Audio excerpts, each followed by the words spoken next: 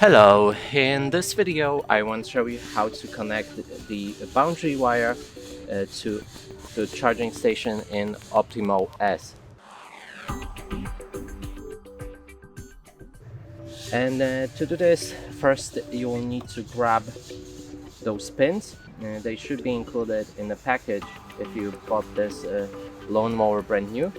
And then you need to take the wire, cut out some plastic so you can actually see the wire itself, and then take one of those pins and place the wire inside, close the pin, and then you'll be able to connect the boundary wire into one of those two plugs right here. They should go in like this.